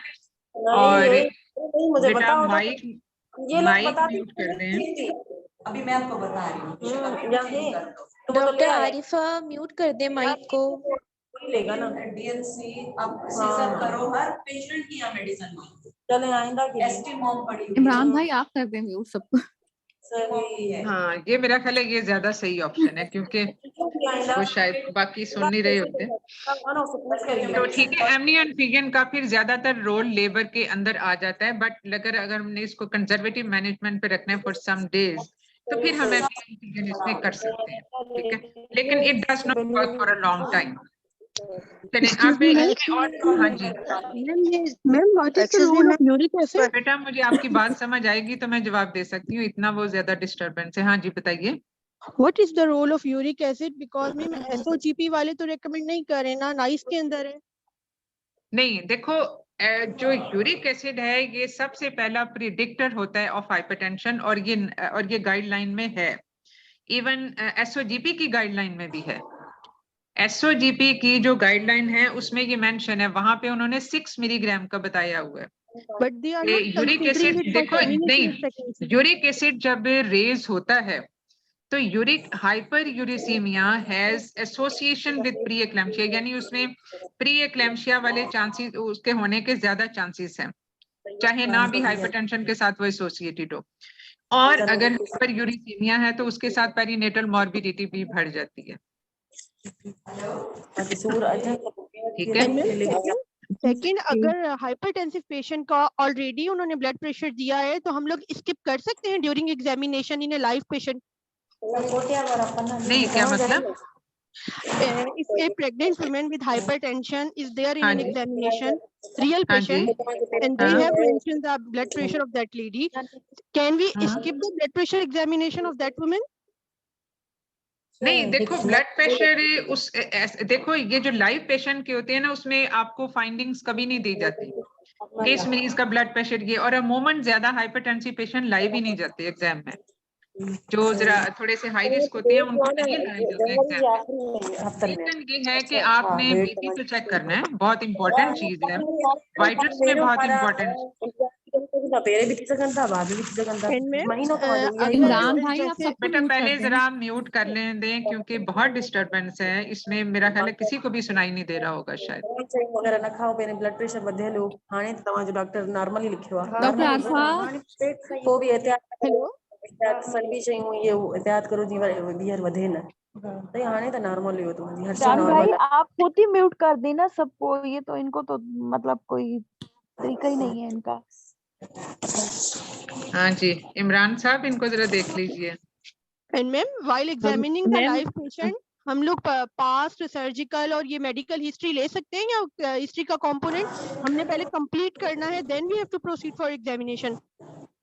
देखो रेलिवेंट हिस्ट्री का क्या मतलब है, मैं बार बार यही कह रही हूँ कि रेलिवेंट हिस्ट्री में आप डिटेल नहीं पूछते हो, ठीक है ना। पेशेंट आपके पास आया, उसकी LMP EDD ये सारा कैलकुलेट करके ड्यूरेशन ऑफ प्रेगनेंसी अभी तक को कोई प्रॉब्लम हुआ या ना हुआ, पहले अगर फर्ज किया वो ग्रेविडा 3 है पैरा 2 है, पहले बच्चे कैसे हुए, उनमें वक्फा कितना था, ब्रेस्ट फेड थे, कोई प्रेगनेंसी में मसला हुआ या ना हुआ, ये या कोई डिलीवरी में मसला हुआ या ना हुआ, ये सारी चीजें ये आप बहुत रैपिडली पूछ सकते हो। ज़ाहिर मरीज ने जवाब देना है, थोड़ा टाइम तो लगता है, लेकिन ये है कि फिर आपने रेलिवेंट एग्जामिनेशन ही करना है, तो उसमें भी रेलिवेंट एग्जामिनेशन में भी आप बहुत डिटेल में नहीं कर रहे होते हो। ज़ाहिर है बीपी आपने जरूरी देखना है और टेम्परेचर, जब तक आप बीपी ले रहे हो टेम्परेचर देखा जा सकता है, पेशेंट खुद भी बता सकता है कि वो फेब्राइल है या फीवर हो है या नहीं है, ये सारी चीजें।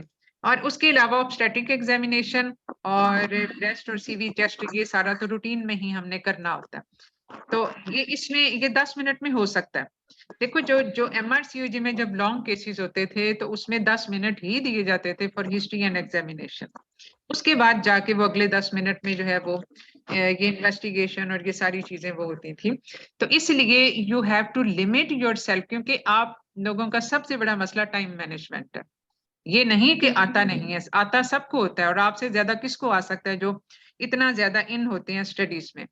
लेकिन यह है कि आपने जो टाइम मैनेजमेंट करनी है वो बहुत इंपॉर्टेंट चीज है, बहुत ज्यादा इंपॉर्टेंट, कि आप उस टाइम लिमिट से बाहर ना निकले, वरना आपकी चीजें इनकम्प्लीट रह जाएंगी, कुछ क्वेश्चन आपके रह जाएंगे जो एग्जामिनर ने भी पूछने हैं। तो you have to be very quick in narrating the history points and the examination points, कि आप उसको कहते जा रहे हो कि मैं जब एग्जामिनर आपसे पूछेगा कि अच्छा what relevant information you want to have from this patient, तो फिर आप कहोगे कि in history I would like to know ये 1 2 3 बस पॉइंट्स में बताते जाओ। इसी तरह से एग्जामिनेशन में जो है वो इम्पोर्टेंट चीजें क्या हैं वो आपने बतानी है, और उसमें भी मेरा नहीं ख्याल 1 मिनट से ज्यादा लगता है। और उसके बाद फिर जो इन्वेस्टिगेशन है उसमें ये चीजें इंपॉर्टेंट है। अब जैसे इसके एग्जामिनेशन इन्वेस्टिगेशन में all baseline investigation, renal function test, liver function test, fundoscopy अगर वो क्रोनिक वो है उसका केस है, and ultrasound for the fetal surveillance, dating, anomaly scan and the current scan जो अभी रिसेंट स्कैन है वो, to know the fetal biometry, to assess for the fetal growth and the Doppler flow studies. ठीक है, ये सारा कुछ, और इसमें मेरा नहीं ख्याल कि मुझे 1 मिनट से ज्यादा लगा है। तो इसलिए जो है वो ये आपने ये इस तरह से क्विकली आपने बताना है, so that you save time for the further discussion. अब अगर फर्ज किया इसमें जो है हिस्ट्री में ज़ाहिर बात दफा कुछ ऐसा पेशेंट होता है जिसमें हिस्ट्री में कुछ ज्यादा डिटेल चाहिए होती है, तो उसमें 1 नहीं तो 2 मिनट लग जाएंगे, but still you have 5 minutes for the further discussion. तो उसमें खास तौर पे जो मैनेजमेंट से रिलेटेड फिर चीजें आती हैं उसमें जैसे सपोज कि इसमें ये हमने जैसे रिस्क फैक्टर्स को आइडेंटिफाई कर लिया, रिस्क फैक्टर के बाद फिर आपकी मैनेजमेंट कैसी होगी। मैनेजमेंट में सबसे पहले काउंसलिंग आती है, काउंसलिंग में उसको सारे रिस्क फैक्टर मरीज को बताने हैं, और उसमें नीड फॉर एडमिशन, उसमें क्या हमारा प्लान ऑफ मैनेजमेंट क्या है, उसमें कहाँ कहाँ कॉम्प्लिकेशन क्या हो सकती हैं, उसमें ये बच्चा जो है उसका IUGR है, इस बच्चे से रिलेटेड बहुत मसले हो सकते हैं, मतलब फीटल मॉर्बिडिटी बढ़ सकती है, उसमें इसको इंटेंसिव पीडियाट्रिक जो इंटेंसिव केयर है वहां पे एडमिशन की जरूरत पड़ सकती है। This all has to be narrated to the patient, मतलब ये काउंसलिंग सेशन जो होगा कवरिंग ये पॉइंट। फिर उसमें ये कि as her blood pressure now is 150/100, so I will monitor and control blood pressure. If she is already on treatment, I will augment the dose of that antihypertensive. First I will check कि वो ले क्या रही है, और उसके बाद अगर आपने बिल्कुल न्यू ऑनसेट ट्रीटमेंट शुरू करनी है तो वो आप लेविटेलोल से शुरू करोगे, लेकिन अगर आपकी वो ऑलरेडी पेशेंट ट्रीटमेंट ले रही है तो आप उसी को कंटिन्यू करोगे बट विद इंक्रीज्ड डोज। एक मंजिला में जी मरियम फर्स्ट टाइम। हाँ जी मैम, पोस्टनेटल में कौन सी देंगे एंटी हाइपरटेंसिव? मैं ना तुम्हें ठहर के फिर फोन करती हूँ, और वो जो थे ना ऑफिसर्स वार्ड में उनको आयरन लगा देना, ठीक है? हाँ चलो जब भी आएगी, ठीक है, चलो ओके। जी बताइए। पोस्टनेटल में जी कौन सी एंटी हाइपरटेंसिव?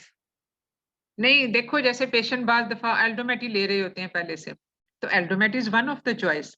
आप एल्डोमेट की डोज को बढ़ा दो, उसको मैक्सिमम डोज तक ले जाओ। You should know the minimum and the maximum dose of every anti hypertensive. फिर उसको ना पोस्टनेटल का पूछ रही हैं पोस्टनेटल में मैडम अभी तो हम इसको मैं इसको ब्रीफली बता रही हूँ कि इसको हमने एंटीनेटल में कैसे करना है। अभी हम पोस्टनेटल पे नहीं पहुंचे, पोस्टनेटल का भी हम कर लेते हैं। तो फिर उसमें ये है कि आपने ऑगमेंट कर दिया, मैक्सिमम डोज पे भी कंट्रोल नहीं हुआ, कंबाइंड विद अनदर ड्रग, ठीक है ना। फिर ये बेसिकली अनकंट्रोल्ड ये है जिसमें 2 या 2 से ज्यादा एंटी हाइपरटेंसिव दी फिर भी कंट्रोल नहीं हो रहा और द पेशेंट इज सिम्टोमेटिक या कुछ और मसला हुआ, तो वहां पे आपने टर्मिनेशन डिसाइड करनी है ऑन मैटरनल फैक्टर्स, और इसके अलावा या फीटल फैक्टर्स भी हो सकते हैं for to decide for the termination of pregnancy. So far we have finished with this case. अब इसमें ये है कि अब सेक्शन इसका हो गया, अब जो पोस्टनेटल मैनेजमेंट की आप बात कर रही हो, तो सेक्शन इसका हमने कर दिया है। अब सहरिश हमें बताएंगी जो केस को लेके चल रही थी कि इसकी हम पोस्टनेटल मैनेजमेंट कैसे करेंगे। जी Sahrish. Ma'am, postnatal, I will admit keep the patient in the high dependency unit. I will look for the blood pressure monitoring. Half hourly in the first 4 hours, and then 1 hourly for the first 24 hours. Then I will. नहीं, half hourly आप क्यों करोगे? Ma'am, if her blood pressure initially was 150/100 and suppose it remains between 150/100 and occasionally becomes 160/100 and sometimes even dropping to 140/90, तो फिर आपकी जो frequency of monitoring है वो क्या होगी? मैम सॉरी, आपका मैं क्वेश्चन नहीं समझे, अब ये वाला दोबारा बताएं। देखो इसमें आप कह रही हो ना कि हाफ आवरली फॉर 4 आवर्स, ऐसा ही बताया ना आपने? यस मैम, ऐसे ही कहा है। तो हाफ आवरली क्यों? क्या सर्जरी की वजह से या हाइपरटेंशन के लिए, या is it a protocol for post op patients? Ma'am protocol for the post op patients. Okay, then I agree with this, क्योंकि अगर आप सिर्फ खाली हाइपरटेंशन को जैसे बर्थ के बाद अगर आप ये कहते तो गलत होता, तो उसमें फिर according to the hypertension level, ठीक है। लेकिन पोस्ट ऑफ पेशेंट्स नॉर्मोटेंसिव भी हों। अब देखो ये बाद दफा क्रॉस क्वेश्चनिंग आपसे बिल्कुल इस तरह से भी की जाती है जैसे लॉन्ग केस में भी होता था कि बाद दफा जो आपने बताया उससे बिल्कुल उलट एग्जामिनर आपको बता रहा है, and then they test your confidence level कि आप कितना को कॉन्फिडेंट हो। तो पोस्ट ऑफ पेशेंट्स में प्रोटोकॉल यही है, चाहे ये नॉर्मोटेंसिव भी होती, ठीक है, क्योंकि वो इफेक्ट ऑफ एनेस्थीसिया चाहे वो लोकल हो चाहे वो जनरल हो, उसका भी हमने देखना होता है। तो ठीक है, आई एग्री विद दिस। फिर उसके बाद then when after that I will after the immediate post of care routine or post of care, after that I will encourage the early neonatal care. I will give the baby early neonatal care, and if the baby is okay, if the baby is okay, ये हम अगर इसी case से related बात कर रहे हैं तो ये बच्चा तो severely growth restricted है। सपोज ये 1.2 kg का निकला और एवरेज स्कोर वाज 4/10, नर्सरी में चले, ठीक है, baby will remain in nursery, वो एक फिर अलहदा से nursery care will continue. Yes, I will give her the adequate IV fluids. I will give her the adequate से क्या मुराद है आपकी? Ma'am, 3 liter fluid for the first 24 hours. ये सही क्वांटिफिकेशन नहीं होती, आपको मिलीलीटर पर आवर के हिसाब से देना होता है, वो कैसे दोगे? मैम 80 ml पर देखो पेशेंट जो हाइपरटेंसिव पेशेंट है, ठीक है, हम इस पेशेंट के पर्सपेक्टिव में बात कर रहे हैं। जो हाइपरटेंसिव पेशेंट होते हैं चाहे वो उनमें 40% तक चांसेस होते हैं गोइंग इनटू एक्लैम्पसिया, चाहे वो जेस्टेशनल हाइपरटेंशन हो, अगर प्री एक्लैम्पसिया था जैसा इस पेशेंट में था तो और भी चांसेस बढ़ जाते हैं, लेकिन up to 40%। So fluid restriction, क्योंकि जब प्लेसेंटा निकलता है तो उसमें थोड़ा सा फ्लूइड मजीद एटअप हो जाता है इनटू द सर्कुलेशन, तो इसलिए जो है वो उसमें हमें फ्लूइड रिस्ट्रिक्शन को करना पड़ता है। तो फ्लूइड रिस्ट्रिक्शन आप इसमें वो करोगे। So you have not to tell कि इसमें हमने 3 लीटर देना है या 4 लीटर देना है, इसमें आप मिलीलीटर पर आवर के हिसाब से दोगे, और इसको अगर हमने ज्यादा प्रिसाइजली कैलकुलेट करना हो तो अकॉर्डिंग टू बॉडी वेट भी होता है, ठीक है। तो बॉडी वेट के साथ जो ज्यादा ओबीस पेशेंट है उनमें उसके हिसाब से फ्लूइड होता है, जो कम ओबीस पेशेंट है उसके हिसाब से फ्लूइड की रिक्वायरमेंट कम हो जाती है। तो इस वजह से ये उसमें बहुत प्रिसाइज कैलकुलेशन के साथ हम देते हैं, but on average after in hypertensive patients, क्योंकि उसमें जनरलाइज्ड वेसोकंस्ट्रिक्शन की वजह से इंट्रावास्कुलर कंपार्टमेंट की कैपेसिटी कम हो जाती है, एटलीस्ट 500 मिलीलीटर लेस देन अ नॉर्मोटेंसिव पेशेंट। तो इस वजह से अगर हम उसमें ज्यादा फ्लूइड देंगे तो पल्मोनरी एडिमा के और वैसे भी जनरलाइज्ड एडिमा के चांसेस बढ़ जाते हैं। Fluid retention, extracellular fluid retention ज्यादा हो जाती है। तो इस वजह से उसमें on average it's 60 to 80 millilitre, according to body weight वो वेरी करता है। और जो एक नॉर्मोटेंसिव पेशेंट है उसमें 120 मिलीलीटर पर आवर के हिसाब से होता है। ठीक है, तो ये फ्लूइड रिस्ट्रिक्शन आपने करनी है। Okay, what else? Ma'am, then I will give her the adequate analgesia, keep her pain free, and look for the any signs and symptoms of the and look for the any signs and symptoms of the eclampsia. I will also look for the blurring of vision and monitor for the, I will continue to monitor the symptoms. ठीक है, बस Monitor उसको simple as it is कर लें। ठीक है, और then ma'am, after I will encourage the early mobilization and ठीक है। अबे वो तो है रूटीन की पोस्ट ऑप केयर, ठीक है ना, कि आपने एंटीबायोटिक देनी है, पेन किलर्स देने हैं, वो सारी चीजें, mobilisation, exercise and all that. I will look for the लेकिन इसमें जो ज्यादा इंपॉर्टेंट चीज होगी ना वो होगा कंटिन्यूएशन और डिसकंटिन्यूएशन ऑफ द एंटी हाइपरटेंसिव्स। ठीक है, Yes, तो ma'am, वो I- according to monitoring of blood pressure हम डिसाइड करेंगे। Yes, Sometimes you need to stop the antihypertensives. Sometimes you need to change the antihypertensive, and sometimes you have to reduce the antihypertensive dose. So that all is based on the monitoring of hypertension and the associated biochemical abnormalities. ठीक है, right. वो जो सारी चीजें हैं वो यानी RFTs, LFTs आपने 48-72 आवर्स के बाद दोबारा करवाने हैं। कोई एग्रीवेशन तो उसमें नहीं हो रही। प्रोटीन यूरिया भी आप रिपीट करवाओगे, ब्लड प्रेशर की मॉनिटरिंग चलती रहेगी। एल्डोमेट को अलबत्ता हम चेंज कर लेते हैं, labetalol and nifedipine can continue in the postnatal period. Aldomet is not a better, basically Aldomet बहुत अच्छा एंटी हाइपरटेंसिव नहीं है, लेकिन ये अभी तक इसलिए यूज होता है कि इससे रिलेटेड ये बहुत सेफ ड्रग है, टाइम टेस्टेड ड्रग है और बहुत सेफ ड्रग है। तो इस वजह से जो है वो इसको यूज करते आ रहे हैं। Aldomet is number 3 in the choice, in the options. तो लेकिन ये कि बाकी तो चीजें हम कंटिन्यू करेंगे, उनकी डोज या ड्यूरेशन हमने डिसाइड करनी है according to blood pressure monitoring. अब इनमें से ये जो जेस्टेशनल हाइपरटेंशन वाले हैं, इनमें से भी तकरीबन 50% में ये चांसेस होते हैं कि ये कन्वर्ट ना हो जाए क्रॉनिक हाइपरटेंसिव में। तो इस वजह से इनकी जो है वो 2 हफ्ते बाद भी मॉनिटरिंग, 6 हफ्ते बाद, 12 हफ्ते बाद ये चलती रहेगी। अगर 12 हफ्ते के बाद भी ये परसिस्ट करता है तो rule out the other causes for hypertension. ठीक है, Right. इसलिए जो है वो आप इसको, इसमें बाकी जो कॉजेज हैं उसमें जो बेसिकली नॉन जेस्टेशनल कॉजेज हैं, फिर आपने उसको रूल आउट करना होता है, फिर आप फिजिशियन के पास उसको भेजते हो। ठीक है, तो मेरा ख्याल है अब इसमें हम कवर तो कर ही चुके हैं सारा कुछ, कोई और पॉइंट तो नहीं रह गया इसमें?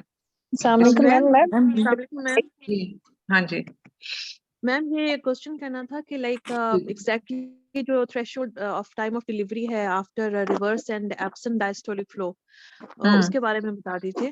तकरीबन ये within 24 hours should be delivered. Absent end diastolic flow आ गया तो विदिन 24 आवर्स।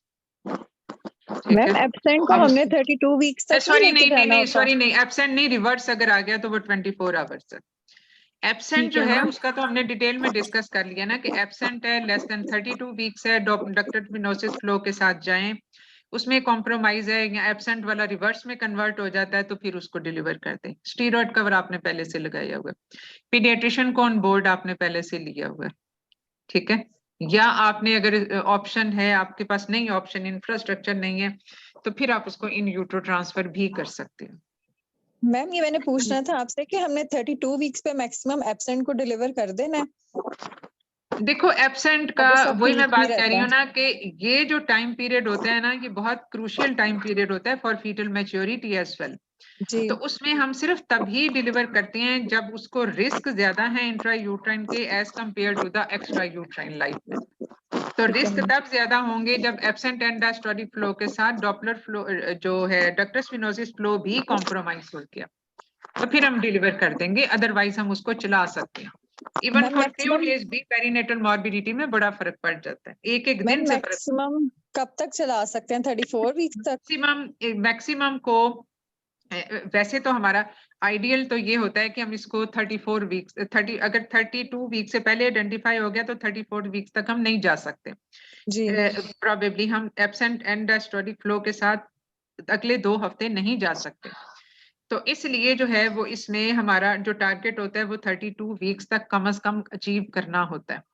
तो ठीक उसको है। फिर हम फर्ज किया ये 31 वीक्स पे हमें आइडेंटिफाई हो जाता है एब्सेंट एंड डायस्टोलिक फ्लो, जैसा इस केस में था। तो हम इसको डक्टस वेनोसिस फ्लो के साथ अब कोशिश करेंगे 32 वीक्स तक पहुंच जाए। ठीक है। इसी तरह से अगर फर्ज किया 32 वीक्स के बाद रिवर्स है तो फिर देयर एंड देन, या 32 वीक्स के बाद absent end diastolic flow identify हो गया 33 वीक्स पे सपोज हमें पता चलता है एब्सेंट एंड डायस्टोलिक फ्लो है, यही जो पेशेंट है हम इसी को रेफर करेंगे कि इसमें 33 वीक्स पे ये आ गई, अब इसका एब्सेंट एंड डायस्टोलिक फ्लो हो गया और इसमें इसके साथ इसका लाइकर भी कम है, तो फिर हमारी कोशिश होगी हम इसको 34 तक लेके जाएं, क्योंकि अब ये हमें आइडेंटिफाई ही 33 वीक्स पे हुआ है, लेकिन 32 वीक से पहले वाला ज्यादा रिस्क कैरी करता है as compare to detected after 32 weeks. तो इसलिए रिवर्स वाले को हम स्टेरॉइड क्या रिवर्स वाले को हमने कहा within 24 hours after within steroid 24 hours deliver कर लेना चाहिए। रिवर्स का मतलब है कि अब तो वो उसके साथ फिर जो बेसिकली जो फीटल एसिडोसिस है बहुत ज्यादा हो रहा होता है, जनरलाइज्ड जो है वो फीटल उसमें हाइपोक्सिया और एसिडोसिस वाली चीज डेवलप हो रही होती है, क्योंकि इसको हम थोड़ा सा जो है ना हाँ जी कंफ्यूजन यही होती है एक्चुअली कि हम स्टेरॉइड कवर दे के उसको डिलीवर करवा दें या उसमें अगर फर्ज किया मरीज आपके पास आया ही आज है और इसमें absent end diastolic flow sorry reverse end diastolic flow आ गया और लेकिन उसमें सीटीजी जो है वो बहुत बुरी नहीं है, यानी सीटीजी में सबसे इंपॉर्टेंट चीज क्या होगी इस सिनेरियो के साथ, उसकी रिएक्टिविटी और वेरिएबिलिटी जो है वो, और अगर वेरिएबिलिटी भी कम है और उसके साथ डिसेलरेशन भी आ रही है तो फिर आपने डेक्सा का भी वेट नहीं करना, बस इमीडिएटली फिर उसको आप डिलीवर करें। लेकिन अगर वेरिएबिलिटी उसकी ठीक आ रही है, कोई डिसेलरेशन नहीं है, यानी वो जो नॉन प्रोवोक्ड डिसेलरेशन है यानी पेन्स नहीं आ रही उसके बगैर डिसेलरेशन है, तो फिर आपने उस सूरत में आप उसको 24 आवर्स में डेक्सा कंप्लीट करें। डेक्सा का एक भी शॉट लगा हुआ हो तो दैट इज इनफ, लेकिन आपने डेक्सा की खातर मरीज की बच्चे की सेफ्टी को कॉम्प्रोमाइज नहीं करना। मैडम हमें स्कैन पे ऐसे पता चलेगा कि अर्ली ऑनसेट आईयूजी आ रहा है या लेट ऑनसेट आईयूजी आ रहा है? बेटा 32 वीक्स के से पहले अर्ली ऑनसेट है, 32 वीक्स के बाद लेट ऑनसेट है। ये तो हम जेस्टेशन के हिसाब से डिसाइड करेंगे ना। अल्ट्रासाउंड तो हमें इस तरह से बताता है कि एब्डोमिनल सर्कमफ्रेंस अगर is lagging behind the duration for that duration of pregnancy, और लेकिन जेस्टेशन अगर कंफर्म जेस्टेशन है 32 वीक्स की और उससे पहले ये चीजें आ गई तो अर्ली ऑनसेट है। और आईयूजीआर का तो ज्यादा हम डिसाइड ही एब्डोमिनल सर्कमफ्रेंस और एस्टिमेटेड फीटल वेट पे करते हैं, और इन दोनों में से भी एस्टिमेटेड फीटल वेट ज्यादा वेटेज कैरी करता है। ठीक है, थैंक यू मैडम। मैडम एक लास्ट, अगर एक पेशेंट आई है प्रैक्टिकल पॉइंट ऑफ व्यू से और वो नॉन अफोर्डिंग है हमारे पास और माइल्ड प्रीएक्लेम्पसिया है जिसमें ट्वाइस अ वीक हमने इन्वेस्टिगेशंस करानी होती हैं, तो पीआईएच प्रोफाइल हम पूरी नहीं करा सकते, तो क्या हम उसमें जैसे एलएफटीज में सिर्फ एएलटी और आरएफटीज में ओनली क्रेटिनिन और यूरिक वो आप करवा सकते हो। देखो जो ज्यादा इंपॉर्टेंट चीजें हैं ना इसमें जो एलएफटीज में है वो एएलटी ही है। ALT is a specific marker for liver functions, AST तो बाकी जगहों से भी होता है, तो उसमें एएलटी ज्यादा इंपॉर्टेंट चीज है। प्लेटलेट्स होंगे, और क्योंकि बेसिकली तो हमने हेल्प सिंड्रोम या एंड ऑर्गन फेलियर डैमेज का ही हमने डिटेक्ट करना होता है ना। और सीरम क्रिएटिनिन आप उसमें लिवर रीनल फंक्शंस में करवा लो, ठीक है, तो वो काफी हो जाता है, उससे पता चल जाता है। So this is basically individualisation according to your setup and according to the pocket of the patient. आपने मरीज पे इतना बोझ नहीं डालना कि अगर उसको हाइपरटेंशन नहीं थी तो हो जाए, इसलिए आपने ये ही आपकी क्लिनिकल स्किल होती है कि go according to the patient's profile and the scenario. Ma'am कभी-कभी ना यूरिक 7-8 तक आ रहा होता है। हाँ जी, कभी-कभी 7-8 तक आ रहा होता है, सिर्फ यूरिक क्या आ रहा होता है? बाकी नहीं। सॉरी मुझे बेटा आपकी आवाज बीच में से कट रही है, मुझे पूरा क्वेश्चन नहीं समझ आया आपका। मैम आप आ रही है आवाज? हाँ बताएं। हेलो हाँ जी जी। मैम ये ऐसा होता है कि बाकी बायोकेमिकल डिरेंजमेंट नहीं है, सिर्फ यूरिक हाँ। एसिड 7-8 आता होता है, इतना तो वो ज्यादा सिंपल हाइपर यूरिसीमिया है। अब देखो यूरिक एसिड सिर्फ किडनी ही तो नहीं बना रही होती, या किडनी से ही तो रीअब्सॉर्ब नहीं हो रहा होता। यूरिक एसिड तो और भी बहुत सारी जगहों से होता है। अब ये जो हाइपर यूरिसीमिया या गाउट, ये जो है बाकी सारी चीजें, ये तो नॉन हाइपरटेंसिव पेशेंट में भी हो सकता है, यानी जो नॉर्मोटेंसिव है। तो हाइपर यूरिसीमिया में अगरचे चांसेस होते हैं प्री एक्लेम्शिया के ज्यादा, लेकिन ये प्री एक्लेम्शिया की सोल कॉज नहीं है, या प्री एक्लेम्शिया के साथ ही एसोसिएटेड नहीं है। ये एक अपनी अलहदा से एक आइसोलेटेड एंटिटी भी हो सकती है। तो हाइपर यूरिसीमिया के लिए उसमें ये होता है कि perinatal morbidity definitely is raised, तो इसलिए इसमें भी हम जेस्टेशन वाइज जाते हैं, लेकिन यूरिक एसिड को लोअर करने के लिए हम मेडिसिन उसको दे देते हैं। और ये जो हम देते हैं यूरिक एसिड को लोअर करने वाली, उनके भी कुछ साइड इफेक्ट्स होते हैं, वो फिर कैटेगरी सी ड्रग में आ जाती हैं। लेकिन यूरिक एसिड को नॉर्मलाइज करना जरूरी होता है, हम इनिशियली स्टार्ट नहीं करते। Just for one reading we don't start with, we tell the patient to go for the lifestyle adaptation, जैसे डाइट में बहुत सारी चेंजेस करनी होती हैं, तो ये सारा कुछ उसको बता के फिर उसके बाद we reevaluate and we recheck.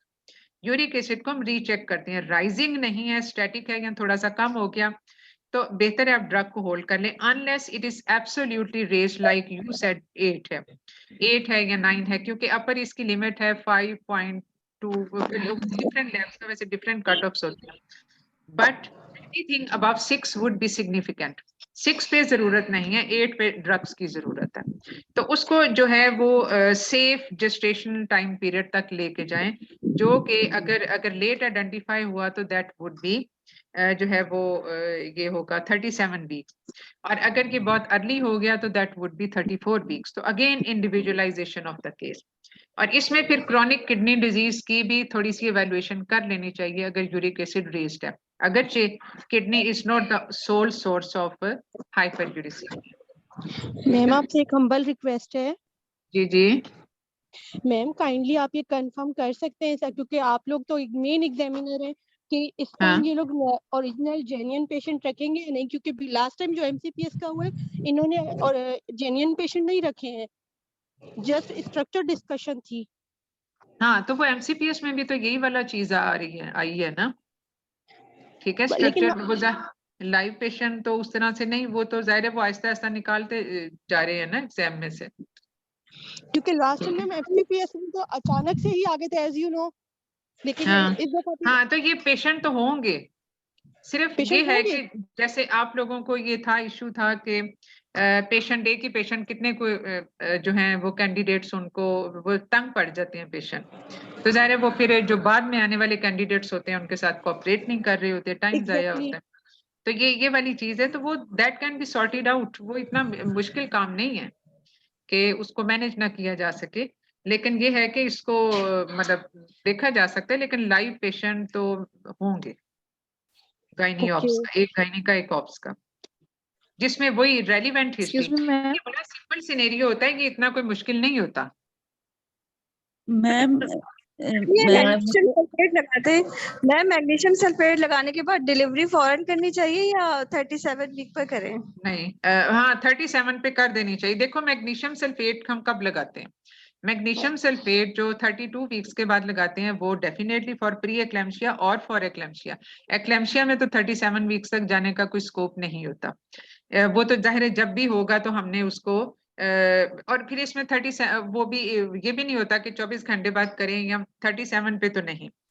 37 वाला सिनेरियो जो है ना वो प्री एक्लेम्शिया के लिए होता है, जिसमें हमने मैक्सल्फ लगाया, लेकिन ये है कि उसमें फिर again depends upon the control and the associated जो उसके कोमॉर्बिडिटीज हैं वो, यानी उसके सिम्टम्स क्या हैं, या उसमें कोई बायोकेमिकल लेबोरेटरी एबनॉर्मेलिटीज तो नहीं है। तो उसमें 37 का ये है कि in all types of hypertension, यानी उसमें 37 वीक्स का एक टाइम मार्जिन दिया होता है कि उस पे आप डिलीवर कर दे, maximum you can go up to 38 week. जो हमारी आरसीओजी या नाइस गाइडलाइंस है उन पे थोड़ी सी टाइम फ्लेक्सिबिलिटी ज्यादा है, और उसमें जो है वो फॉर कंट्रोल्ड हाइपरटेंशन उसमें 39 तक भी वो अलाउ कर देते हैं, but in any case the patient should not go beyond 40 weeks. लेकिन ये है कि हमारे सेटअप की देखो इंफ्रास्ट्रक्चर बहुत फर्क है। इंफ्रास्ट्रक्चर से बढ़ के जो हमारी पेशेंट टाइप है, पॉपुलेशन टाइप है, वो बहुत फर्क है। तो पेशेंट्स को तो हमें बकायदा बताना पड़ता है कि ये मसले हैं जिसके साथ आपने फौरन अस्पताल आना है, वो फिर भी नहीं आते। तो इसलिए जो है वो इसमें हमारी गाइडलाइन के मुताबिक 37 वीक्स है। आरसीओजी गाइडलाइन के मुताबिक 38 टू 39 जा सकती हैं, लेकिन अगर पेशेंट को प्री एक्लेम्शिया हो चुका हुआ है तो फिर ये 37 पे डिलीवर होना मस्ट है। 38 टू 39 सिर्फ उस सूरत में जब ये कंट्रोल्ड है ऑन मेडिसिन, या विदाउट मेडिसिन भी कभी कभी रीडिंग है, लेकिन अदरवाइज कंट्रोल में ही रहता है ज्यादा। और जो इसमें जो कट ऑफ लिमिट होती है वो हम पहले कहते थे 140/100 है, लेकिन अब for the diagnosis it is 140/90, यानी जिस पे ट्रीटमेंट शुरू हो जानी चाहिए। 6 घंटे बाद भी इतना ही रहता है तो हमें इस पे ट्रीटमेंट शुरू कर लेनी चाहिए। यानी डायस्टोलिक ब्लड प्रेशर जो है वो 100 से नीचे आ गया 90 तक, तो इसलिए जो है वो फिर उसमें उसको स्टार्ट कर देना जरूरी होता है। Once you start the treatment तो उसमें जो target level to be achieved हैं वो हैं 130/85 फॉर आवर पॉपुलेशन, लेकिन 135/90 फॉर यूके पॉपुलेशन। ठीक है, तो इसलिए जो है वो जिस चीज की गाइडलाइन हमारी अपनी बनी हुई है we will adhere to those guideline, क्योंकि वो हमारी लोकल गाइडलाइन है, better suitable for our population and for our infrastructure. तो इसलिए जो है वो इसमें ये चीजें बस आपको याद रखने की जरूरत है। ठीक है, तो अब हम क्लास खत्म करें, अभी मेरा ख्याल है काफी टाइम हो गया। ठीक है, ओके, अल्लाह हाफ़िज़।